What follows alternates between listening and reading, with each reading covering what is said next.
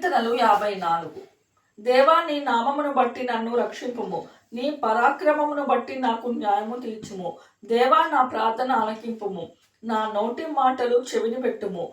అన్యులు నా మీదకి లేచి ఉన్నారు. బలాఢ్యులు నా ప్రాణము తీయచూచుచున్నారు. వారు తమ ఎదుట దేవుని ఉంచుకున్న వారు కారు. ఇదిగో, దేవుడే నాకు సహాయకుడు. ప్రభువే నా ప్రాణమును ఆదరించువాడు. నా శత్రువులు చేయు కీడు ఆయన వారి మీదకి రప్పించును.